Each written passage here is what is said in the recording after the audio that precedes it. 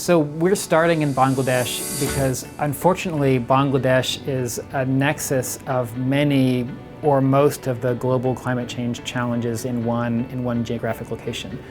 These are effects like salinity intrusion, sea level rise, extreme heat waves that are more intense and lasting longer, cyclone patterns, precipitation that's erratic, both in terms of too much and too little, depending on the part of the country.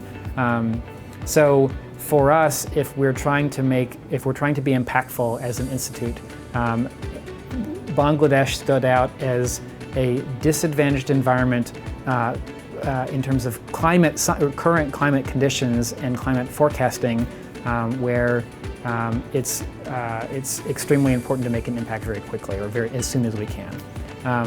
And MIT is great at many things, but we are also not a response organization. We're not an intervention organization. So when we identified Bangladesh as an environment that we should consider, working with and hopefully helping on behalf of, we were looking for NGO partners on that intervention side that we really feel like would be a good partner for MIT. And BRAC stood out for many reasons.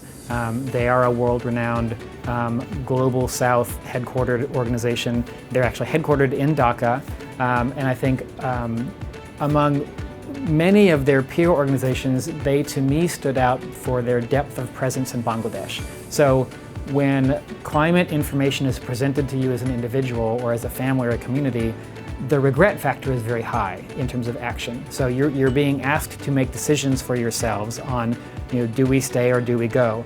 Do we change? Do we alter how we make our living? Do we alter our livelihoods and our lifestyle patterns? Those are very high regret decisions. BRAC is renowned for its depth of involvement and engagement with the Bangladeshi population. BRAC has been around as an organization as long as Bangladesh has been an independent nation. They were formed roughly coincident with that event. So I would argue that there are few organizations on Earth that have as deep a cultural connection with the community they serve than BRAC. So to my mind, they made an ideal partner for this work and for MIT. So a question that's been asked, several times is how do you scale something like this, like CruiseNet? Because the big vision, like the grand vision for CruiseNet, is to become a global public good that is extensible across geographies and across climate change impacts.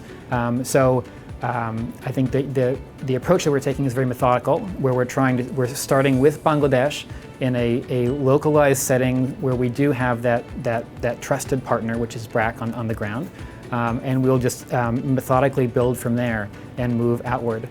We are also exploring, in parallel to Bangladesh, an East African component to CruiseNet, and we're very excited about that also.